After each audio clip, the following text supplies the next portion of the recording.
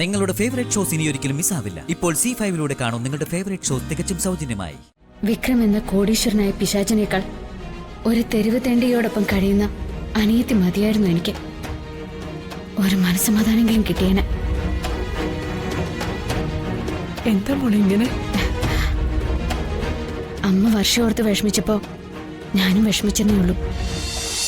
ഇത് ലോകാത്ഭുത. നീ നിൽക്കുമ്പോഴല്ലേ പ്രകാശൻ ദിയമോളെയും കൊണ്ട് ബൈക്ക് കയറി പോയത്? ഐസ്ക്രീമും ഫ്രോക്കും ഒക്കെ വാങ്ങിക്കൊടുത്തു. ദേ ഇതവൻ മോൾക്ക് വാങ്ങിക്കൊടുത്ത പലഹാര പാക്കറ്റാ. ഇന്ന് കാക്ക മലർന്നു പറക്കും. പ്രകാശേട്ടന് നല്ല മാറ്റം വന്നിട്ടുണ്ടല്ലോ അമ്മേ. കഞ്ഞിയും പച്ചമുളകല്ലേ കഴിച്ചുകൊണ്ടിരുന്ന, പച്ചമുളകിന്റെ എരിവ് തട്ടിയ മാറ്റമായിരിക്കും. നിന്നെ കടിച്ചു കയറാൻ നടന്ന പുള്ളിയാ പ്രകാശേട്ടൻ. എന്നിട്ട് അയാൾ വിളിച്ചപ്പോ ഒരു നാണുള്ളത് നീ ചാടിക്കറി പോയതെന്തിനാ? വന്ദനമ്മ പോവല്ലെന്ന് പറഞ്ഞില്ലല്ലോ, അതുകൊണ്ടാ. കൊച്ചിനെ വിഷമിപ്പിക്കാതെ. വിഷമിപ്പിക്കുന്നില്ല. എന്റെ മോൾക്ക് സ്വന്തം അമ്മാവൻ വാങ്ങി തന്ന ഗിഫ്റ്റുകളല്ലേ ഇതെല്ലാം. അതെല്ലാം മോൾക്ക് അവകാശപ്പെട്ടതാട്ടോ. നമ്മുടെ സമയം തെളിയാണെന്ന് തോന്നുന്നുണ്ട് മോള്. ഇന്ന് വിക്രമും കാണാൻ വന്നിരുന്നു.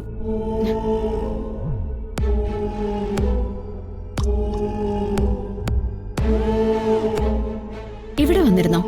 വർഷയെ കൊണ്ടുവന്നില്ലേ? ഇല്ല, വർഷയ്ക്ക് നല്ല ജോലി തിരക്കാണെന്ന് പറഞ്ഞു.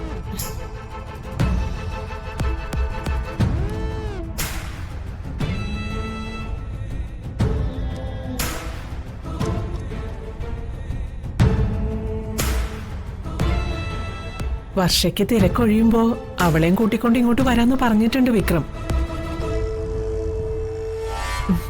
വർഷയുടെ പേരിൽ പുതിയൊരു കമ്പനി തുടങ്ങാൻ പോവല്ലേ. അതിന്റെ മുഴുവൻ ചുമതലകളും വർഷയ്ക്കാ. അപ്പൊ പിന്നെ ഇടിപിടിന്ന് ഇറങ്ങി വരാൻ പറ്റുമോ അവൾക്ക്? ഞാൻ ആലോചിക്കുക, ഇത്രയേറെ ചുമതലകളും വരുമാനമുള്ള ഒരു സ്ഥാപനം വർഷമോൾക്ക് വേണ്ടായിരുന്നു. അമിത ഭാരങ്ങളും ചുമതലകളും ഒന്നുമില്ലാത്ത നമ്മുടെ വർഷയുണ്ടല്ലോ, തമാശകൾ പറഞ്ഞ് ചിരിച്ച് കളിച്ച് വീട്ടിലെങ്ങും പറന്ന് നടക്കുന്ന നമ്മുടെ വർഷ. ആ വർഷം മതിയായിരുന്നു എനിക്ക്. വിക്രം എന്ന കോടീശ്വരനായ പിശാചിനേക്കാൾ ഒരു തെരുവ് തെണ്ടിയോടൊപ്പം കഴിയുന്ന അനിയത്തി മതിയായിരുന്നു എനിക്ക്. ഒരു മനസ്സമാധാനെങ്കിലും കിട്ടിയേനെ. എന്താ മോളെ ഇങ്ങനെ? അമ്മ വർഷോർത്ത് വിഷമിച്ചപ്പോ ഞാനും വിഷമിച്ചെന്നേ ഉള്ളൂ. എന്റെ കൂടെപ്പിറപ്പല്ലേ അവള്.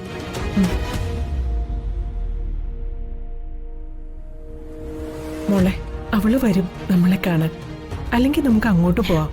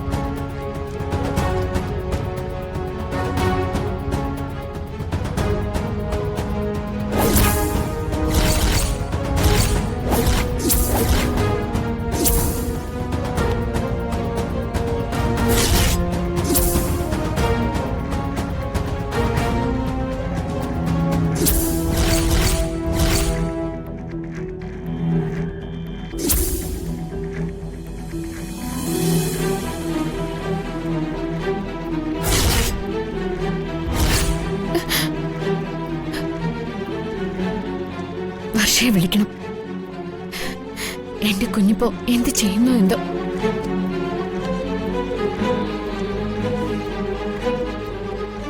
വേണ്ട, രാത്രിയാണ്.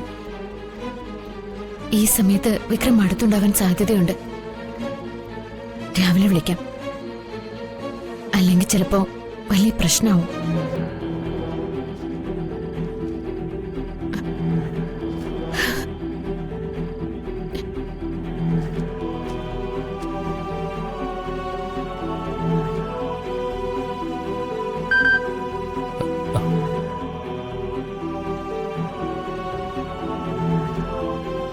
വന്ദനേച്ചിയുടെ മെസ്സേജ് ആണല്ലോ.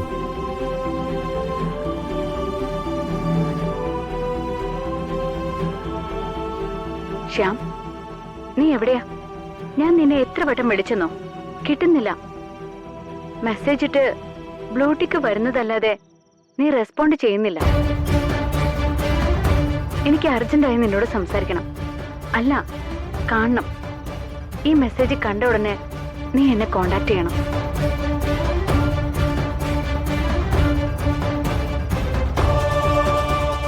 എന്തിനായിരിക്കും വന്ദനേച്ചിനെ കാണണമെന്ന് പറയുന്നത്? വർഷയുടെ കാര്യമാണെങ്കിൽ എന്തായിരിക്കും? എന്തായാലും ഞാൻ വിളിക്കുന്നില്ല. മറക്കാൻ ശ്രമിക്കുന്ന വർഷയുടെ ഓർമ്മകൾ വന്ദനേച്ചി വഴി ഞാൻ ഉണർത്തണ്ട.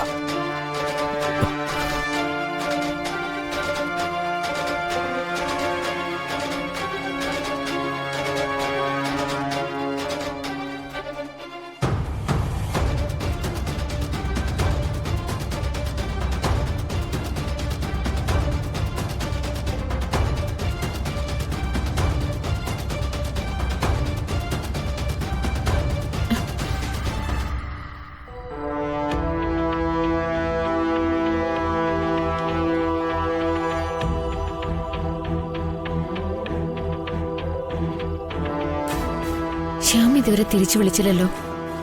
ശ്യാമിന് ഇതെന്താ പറ്റിയത്?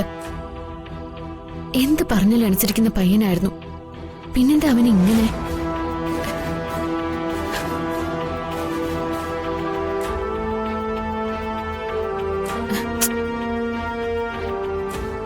ഞാൻ അയച്ച വോയിസ് മെസ്സേജ് അവൻ കണ്ടിട്ടുണ്ട്. എന്നിട്ടും എന്താ അവൻ എന്നെ തിരിച്ചു വിളിക്കാത്തെ?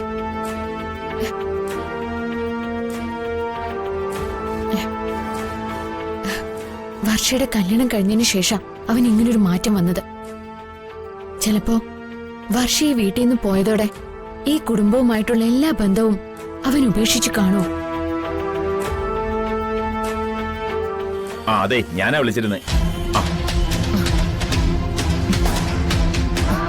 പിടിച്ചോളൂ.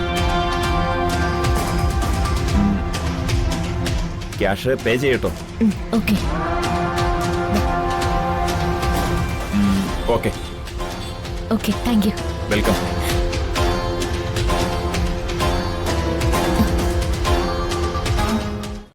ഡൗൺലോഡ് ചെയ്യൂ C5 ആപ്പ്. കാണൂ എല്ലാ എപ്പിസോഡുകളും സൗജന്യമായി.